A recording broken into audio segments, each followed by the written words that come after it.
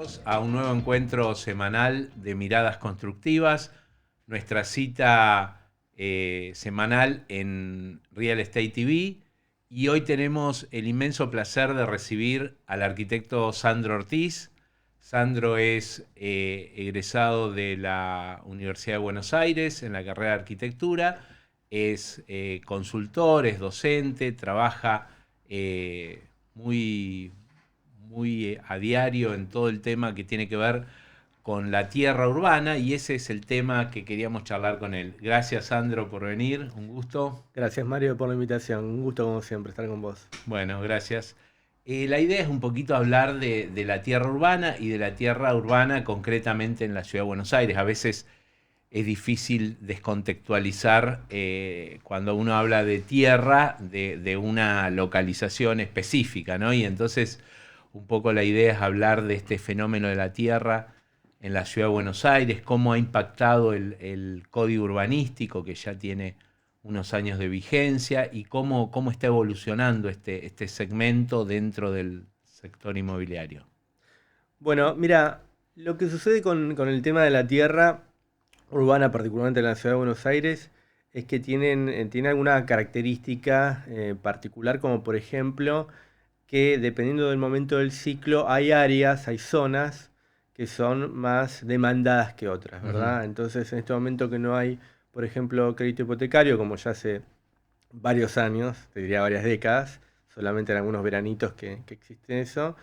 El corredor norte, digamos, desde Puerto Madero hasta, si se quiere, Olivos, es el lugar más caliente del mercado. Ujú. Y es una zona que tiene características particulares, como por ejemplo, la tierra es relativamente escasa, Claro. ¿bien? Y eso hace que el valor también sea bastante inflexible, ¿no? O sea, tanto más bien a la baja que no baja, por más que ocurran cosas, como por ejemplo en este momento estamos viviendo si se quiere, una depresión del mercado, un mercado en contractivo. Bueno, la tierra no termina de bajar, como por ejemplo si lo hace la obra, ¿no? Claro. Dentro hablando de la estructura de costos de un desarrollo. Incluso el producto final también, en el caso de los Exactamente. desarrollos. Sí, un poco se da la paradoja del desarrollador, que justamente el desarrollador, eligiendo ciertas localizaciones, contribuye a encarecer la tierra y contribuye a que su próximo emprendimiento le termine costando más caro, ¿no? Así es, pero por otro lado, si te pones a pensar qué es lo que sucede en el resto de la ciudad, vos tenés mucha demanda, pero no tenés demanda efectiva. La gente no tiene dinero para acceder en un plazo de 36 cuotas o 30 cuotas o lo que sea. Claro, Necesita 20 años, ¿no? Y eso claro. no, al no Y si no existir, hay bueno, crédito, el mercado se reduce a el famoso corredor norte, que vos le preguntás ya hace años a cualquier desarrollador cuando está buscando la tierra y dice, ¿dónde estás buscando? En el corredor norte, claro. precisamente por este motivo. Y de alguna forma, el código urbanístico contribuyó a aumentar la oferta, porque uno, economía, el ABC de la economía, uno dice, bueno, ¿cómo bajamos el precio de un recurso? Aumentemos la oferta. Yo creo que el legislador, cuando pensó en este código urbanístico, pensó en eso, pensó, entre otras cosas, en aumentar la oferta de tierra en la ciudad y contribuir con eso a la baja de costo, ¿no? Paralelamente también inventó la ley de plusvalía, o la ley que se conoce como ley de plusvalía, ¿no? Que se quiso quedar con parte de esa capacidad constructiva adicional, creando este nuevo tributo, ¿no? Así es. A ver, por un lado, la tierra es la tierra, no se puede aumentar la oferta, sino la potencialidad constructiva, ¿verdad? Ujú. Que tiene esa tierra, que en algunos casos el código la aumentó. En el corredor norte hay casos donde la aumentó y otros la bajó. Estuvo más focalizado el aumento en zonas no tan calientes, digamos, para Claro, seguir tu terminología. sí, sí, sí, porque, a ver, fíjate, lo que plantea el código es un nuevo paradigma que es la mixtura de usos, ¿verdad? Ujú. Entonces, si uno analiza o analizaba la Tierra antes o la Ciudad de Buenos Aires antes de la sanción del código, lo que veía es que todo lo que era industrial y equipamiento se daba hacia lo que es la zona sur de la ciudad, y todo el corredor norte más bien orientado hacia lo residencial. Bueno, el código lo plantea, es una mixtura de usos de manera tal que se pueden mezclar los usos, con lo cual todo lo que era industrial y equipamiento se volcó hacia el cambio de uso residencial también. Con lo cual ahí aumenta la edificabilidad y cambia también el uso. Se potencia, si se quiere, toda la posibilidad o la potencialidad de desarrollo de la zona sur.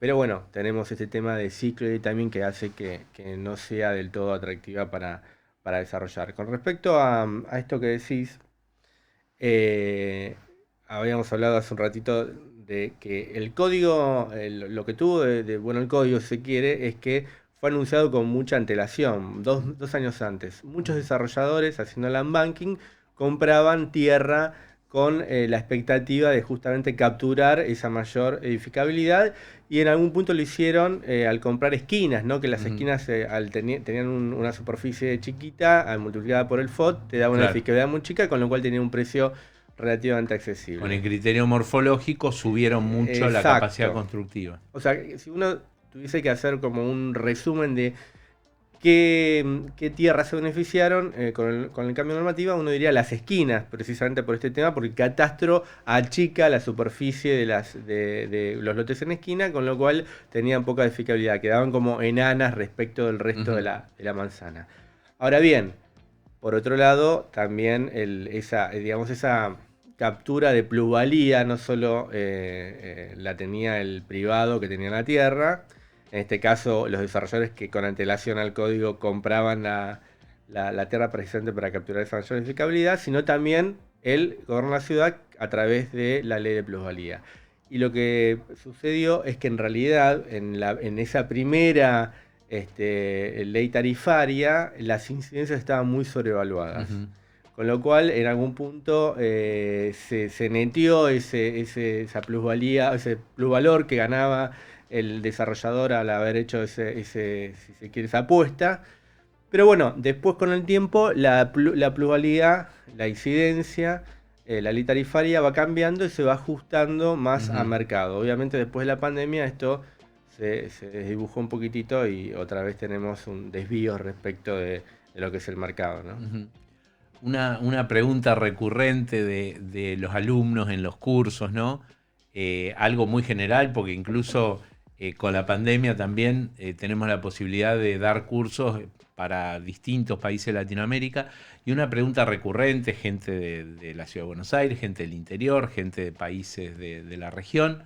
Una pregunta recurrente es, ¿cuánto puedo pagar por la tierra, ¿no? Y bueno, obviamente lo que le decimos, hay que hacer un análisis particularizado de esa tierra, ¿no? Pero, nuevamente, hablando de promedios, hablando de orden de ideas, pareciera que en la Ciudad de Buenos Aires y en estos corredores que vos mencionabas, el corredor ribereño que va de Puerto Madero a Núñez, pareciera que la incidencia que tiene la tierra, o sea, la participación que termina teniendo en el cuadro de resultados del emprendimiento inmobiliario pareciera alta, ¿no? Incluso en un chat en el que estamos en común surgió el tema y alguien decía, este sector de la Ciudad de Buenos Aires se parece más a Europa que al resto de Latinoamérica, en el sentido de que hay prácticamente una paridad entre el costo de la tierra y el costo de la edificación, ¿no? Entonces, hoy la tierra vale tanto como toda la edificación. O sea, esto es una distorsión, es una tendencia que vino para quedarse. ¿Cuál es tu visión? No, inclusive te digo que en algunos casos vale más que el costo de la tierra, ¿no? En las zonas con más dinámica. A ver,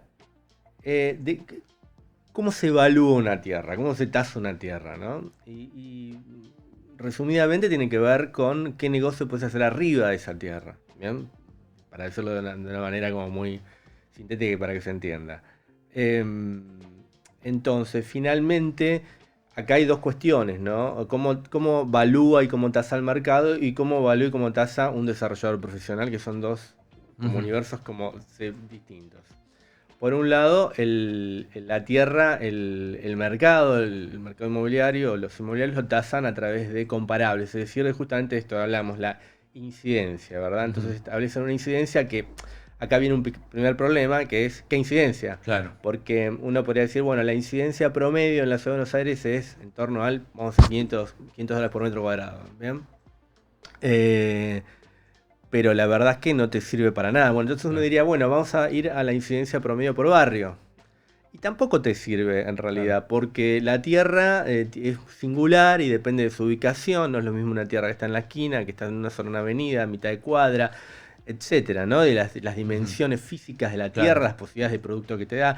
Con lo cual ahí ya empezás con una serie de singularidades. Por eso digo que en realidad el desarrollo profesional lo que hace es un modelo económico, un modelo económico financiero, para establecer qué rentabilidad quiere y sacar el valor residual, digamos, despejar esa incógnita que es el valor de la tierra. Y eso da una incidencia que es de mercado en la medida que justamente las otras variables acomoden esa rentabilidad esperada, ¿verdad? Entonces, si la tierra, por ejemplo, en este momento lo que ocurre en la ciudad de Buenos Aires es un fenómeno que pasa en determinados momentos, y es que el mercado no valida los precios de que la oferta tiene. Claro. Entonces, ¿qué es lo que ocurre? Bueno, muchas veces se establece una modalidad de permuta. Exacto. ¿Bien? Pero ahí también existe otro problema, que es el siguiente, que la permuta tiene que partir de un valor, ¿bien? De un valor de la tierra, de un valor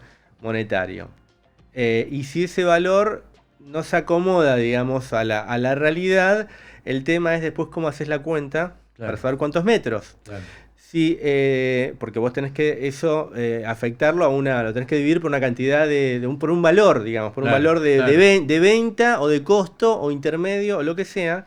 No viene al caso de ponernos a discutir sobre qué, pero vamos a por un ratito a suponer que sea un promedio entre la venta y el costo, para poner un poquito de un ejemplo. Pero ¿qué valor? ¿Previo a la pandemia? Claro. Porque si vos no bajaste el valor al momento de la pretensión, de decir, bueno, mi tierra vale $2 millones, bueno, pero pre-pandemia valía quizás $2 millones, pero ahora ya no vale $2 millones. Entonces, cuando tengamos que definir sobre qué, digamos, cuál es la base exactamente. Lo que pasa es que en esto de las permutas también uno lo que ve es, de un lado, un dueño de tierra que tiene sobrevaluada su tierra, y del otro lado viene una oferta del desarrollador que dice, está bien, te convalido ese valor prepandemia, pero también aceptame mis metros a un valor prepandemia, por ejemplo, cuando le está entregando producto ya terminado. Entonces es como el cuento de, no sé si conoces el cuento del galgo afgano, que era uno que vendía un galgo afgano en $1 millón, nadie se lo compraba, hasta que finalmente vendió el galgo afgano en $1 millón y recibió en parte de pago 2 gatos siameses de 500.000 cada uno. Esto que pasa con la tierra es parecido. Es muy parecido a esto que estás diciendo. Es muy parecido a esto que estás diciendo. Y por otro lado, el tema del código, y particularmente esta modificatoria que entró en vigencia ahora en febrero de este año, del código, genera también algunos ruidos en el tema de la tierra. ¿Por qué? Porque en realidad el concepto de tierra apta para desarrollo inmobiliario casi no existe ese producto, porque ese producto sería un baldío, y justamente en toda esta zona que estamos hablando no hay baldío, sino lo que hay son tierras que arriba tienen un inmueble. Un inmueble que hay que demoler. Exacto, que en realidad la tierra tiene un valor para ser desarrollada, porque precisamente ese inmueble vale menos que la capacidad constructiva, la potencialidad constructiva que tiene la tierra. Y ese inmueble generalmente es un inmueble patrimonial, es un inmueble viejo, precisamente por eso no tiene valor. Y al ser viejo entra lo que se llama el mundo de APH, que es un mundo, es un universo APH, ¿no? Que es área de protección histórica, que no necesariamente tiene que estar dentro de un área de protección histórica, no tiene que estar en San Telmo, puede estar en cualquier lugar de la ciudad, pero tiene algún valor patrimonial para la ciudad. Lo que dice, y eso representa, mirá lo que te representa como el 40% de los lotes que están dando vuelta por la ciudad, es un montón. Con el hecho de que sea anterior a 1941, la construcción ya va a consulta y entonces... lo que ocurre con esas situaciones, Ojo, eso representa un porcentaje que te dije, pero al momento de que vos vas a desarrollar una tierra, probablemente en el 80% de los casos te encuentres con Claro, esa claro. situación, ¿eh? Y el impacto que tiene en tiempos, porque también cuando vos decías el método residual para llegar al valor de la tierra, bueno, es un método residual, pero que tiene en cuenta el valor tiempo del dinero. Si a vos te llevó 2 años de tramitación en APH, a lo mejor lo lograste, pero todo eso tiene un impacto en la rentabilidad que te permite pagar menos por esa tierra porque de alguna forma tenés que Mira, compensarlo. es tan complejo como... ahora vamos a hablar del tiempo, que es muy importante, pero te voy a decir algo más elemental todavía. ¿Cuántos metros se pueden construir en una tierra que tenga un inmueble catalogado, por ejemplo, cautelar, que es donde te permiten mantener el inmueble y crecer en Claro, altura, por ejemplo? claro, La respuesta hoy es no se sabe. claro, O sea, quiere decir que en el 80% de los casos que vos analices una tierra en la ciudad de Buenos Aires, te vas a encontrar con esta situación. claro. ¿Por qué? Porque justamente la modificatoria al nuevo código eliminó una serie de articulados que te permitían tener cierta estimación de lo que se Claro. podía hacer. Ahora ya no. Eso dicen, bueno, vamos a consulta. Porque antes es típico de, digamos, el que se quedó colgado de los códigos anteriores que dice, bueno, dejás la fachada y te vas. Bueno, no, nada que ver. Nada que Claro. ver. Ahora tenés que conservar parte del edificio y ya no tenés una profundidad determinada. Es decir, tenés que ver caso por caso. Con lo cual ahí ya tenés un primer problema, porque vamos a suponer que resolviste el problema de la incidencia. Ujú, Que casualmente vendiste el lote de al lado y sabés a qué ujú. incidencia paga el mercado. Tenés un problema de edificabilidad de los Claro, metros, o sea, lo más elemental. Y por otro lado, tenés otro tema que lo tocaste vos, que es el tema del tiempo. claro. La complejidad de construir sobre algo Fíjate preexistente. una cosa, cuando vos ingresas, bueno, todos los trámites en la ciudad en este momento están colapsados, ¿no? Claro, O sea, ya venían muy mal y en estos últimos meses se frenaron totalmente. Vos hablás con cualquiera y dice, hace meses que estoy tratando de salir. De hecho, nosotros en la consultora tenemos muchos trámites, particularmente los tramitados en DGIUR. Y hace 3 meses, por ejemplo, ahí me dijeron, bueno, por un trámite, ya está, lo firmamos. Hace 3 meses, claro. para una firma. Sí, sí. Que no tienen ningún problema, no te cuento si tienen problemas, ¿no? O Claro, sea, claro. y entonces, naturalmente, cuando vos ingresás una consulta de este tipo a APH, que en la gran mayoría de los casos vas a tener que hacerlo, tenés por lo menos, entre 6 a 9 meses para que te den el resultado de qué es lo que podés hacer. Claro, Pero eso es solamente la antesala, porque con eso después vos tenés que ir a hacer el trámite, claro. que te dura otros 9 meses, con lo cual Sí, sí. o un año. Tenés un año y medio solamente para gestionar, para que te den el permiso de construcción. Un año y medio es muchísimo. Claro, claro. ¿Entendés? Ahora, vos ves, por ejemplo, hablas con gente que trabaja en Miami, ahora que está tan de moda Sí. ese mercado. Y charlas con ellos y finalmente te dicen que también, que tardan más o menos entre la gestión en los municipios tardan un año. Ujú, Después vas a otro mercado como Asunción, te tardan 4 o 6 meses. Es ujú. mucho más rápido. Tenés Claro, diferentes modalidades, pero igual es mucho tiempo, ¿no? Que si no lo contemplás en tu caso de negocios, obviamente estás claro, hablando de negocios totalmente diferentes. Y claro, más en un contexto donde las cosas van cambiando casi te diría semana a semana, ¿no? claro. Entonces, no es lo mismo lo que ocurría el año pasado, la expectativa del año pasado que este año, y después de octubre no sé. Claro. Sí, sí, sí. Y además también esto que sucede, que están todos queriendo construir en una misma zona, todos queriendo. Entonces también esto plantea un poco a las autoridades, a las empresas de servicios públicos, bueno, si realmente digamos, va a aguantar la capacidad de la ciudad, porque si todos quieren trabajar en la misma zona, ¿no? O sea, también es entendible del lado del desarrollador, ¿no? Porque pareciera que digamos, la ecuación que tiene en la cabeza es como eso que nos enseñaron en matemática de primer año de secundario, más por más por menos menos. Bueno, pongo plata buena, porque construir es siempre plata buena, sobre tierra buena, y ahí tengo más probabilidad de tener un proyecto rentable. Ahora pongo plata buena sobre tierra mala, y bueno, ahí el proyecto está en duda, ¿no? Entonces, todo el mundo parece seguir esta lógica, ¿no? Es decir, eh, una condición necesaria, no suficiente, no me va a asegurar el éxito del proyecto, pero una condición necesaria es la localización. Entonces, por eso todo el mundo buscando las mismas Sin localizaciones, duda. ¿no? Además, fíjate, más allá de lo que decíamos de la demanda, de la onda efectiva que tiene esta zona, también los ciclos son tan cambiantes, Claro, entonces el estar en un activo con cierto valor, con cierta location, buena ubicación, hace que pueda hacer que te baje todo, pero lo primero que va a subir justamente va a claro. ser cuando rebote el ciclo, es la tierra buena. De hecho, lo que está sucediendo en la ciudad de Buenos Aires, vos me decís, bueno, ¿cómo está el mercado de tierras en términos de la oferta y la demanda? Está frío, pero las tierras mejor ubicadas y Ujú. que tienen una tasa de descuento respecto a la situación anterior, digamos, a pre-pandemia, se matan. O sea, Claro, tenés muchísima demanda de ese tipo de tierras, porque saben que son tierras que al momento del rebote son las tierras que obviamente claro. van a apreciar un 30 o Sí, 40%. sí. Y mucho más si se les agregó valor en términos de gestión municipal sobre esa tierra. O sea, si yo pudiera comprar una tierra con los permisos de demolición y de construcción aprobados, bueno, evidentemente eso tendría un valor financiero en términos de ese año y medio, 2 años que me ahorro, que hay gente también dispuesta a comprar así, ¿no?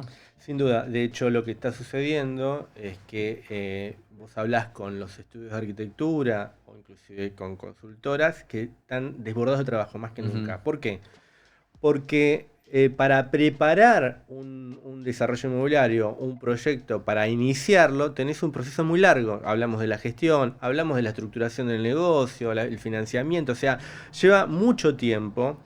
Y si vos esperás que el ciclo cambie para recién iniciar ese proceso, Claro, te quedas otra vez fuera llegaste del ciclo, tarde, porque quizás claro, pasaron 2 años, tal ¿entendés? cual. Entonces vos lo que estás haciendo, o lo que están haciendo muchos ahora, es ir preparando Trabajando a contraciclo. exactamente, trabajando tranquilamente el tema de la gestión, la estructuración del negocio, financiamiento, etcétera, etcétera, pisan la tierra y van para adelante y van estructurando todo para esperar el timing preciso para alargar el proyecto. Ujú. Una cosa interesante que dijiste vos respecto a la agregación de valor en la tierra es lo que ocurre con los convenios urbanísticos, Ujú.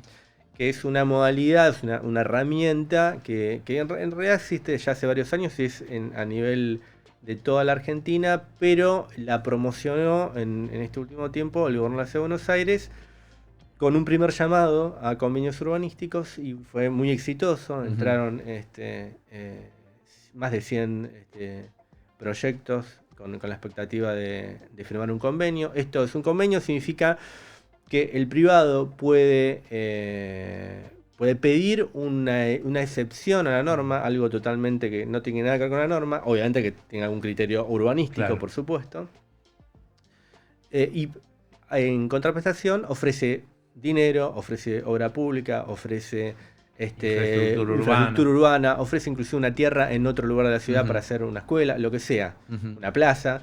Y eso realmente es muy interesante porque la normativa en realidad es generalista, ¿no? Con Claro, lo cual no te puede resolver todos los problemas. claro. Hay problemas particulares. Por ejemplo, el problema típico es el siguiente, y estos son, la gran mayoría de convenios responden a esta situación.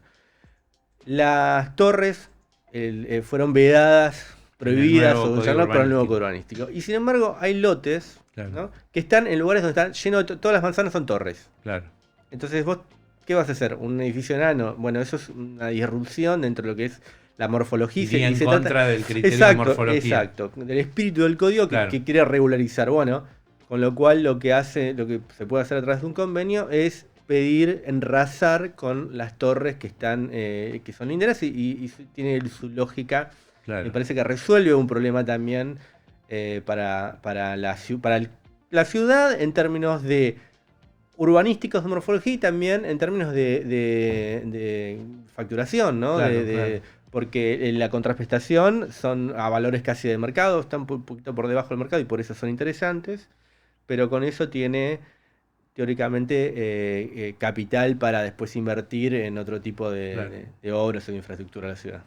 Bueno, Sandro, el nombre de este programa es Miradas Constructivas y lo que queremos es la visión de nuestros invitados, ¿no? ¿Cómo ves el mercado inmobiliario? ¿Qué te parece hacia dónde vamos? ¿Qué curso va a tomar este mercado con toda esta coyuntura que estamos viviendo? Bueno, como dijiste vos, es imposible no mencionar la coyuntura, ¿no? O sea, finalmente nuestro mercado es procíclico, con lo cual el tema de lo que ocurre es justamente que estamos en un momento de una enorme incertidumbre, no solo del tema sanitario, sino de la cuestión económica, y no sabemos muy bien hacia dónde vamos, y el mercado está muy atento, está esperando señales de hacia dónde vamos. Ujú, Las señales en algunos casos no son muy buenas, por ujú. eso genera más esto todavía, si se quiere, estancamiento, un freno de mano y vemos qué pasa. Sin embargo, yo te digo, se están gestionando cuestiones.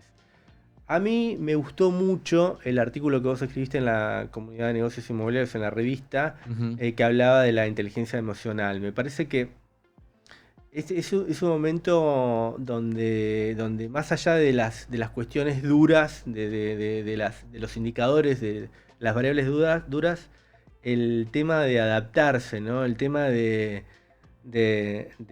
entender un poco cuál es la lógica de nuestro mercado en términos ya más de ciclos más largos, ¿no? ujú, Y me parece que hay mucha gente que sabe leer eso, y tiene expectativas de un rebote y están trabajando ujú. precisamente para ese rebote. Yo estoy confiado en que sí que va a rebotar. De hecho, creo que el mundo va a rebotar después que se resuelva el tema de la crisis sanitaria. Y no creo que la Argentina sea la excepción. Pero bueno, tenemos que pasar este invierno. Hay que pasar el invierno. Exactamente. Bueno, Sandro, muy interesante, muchas gracias. Y finalmente con una lectura positiva, ¿no? O sea, esperemos que este rebote se haga realidad.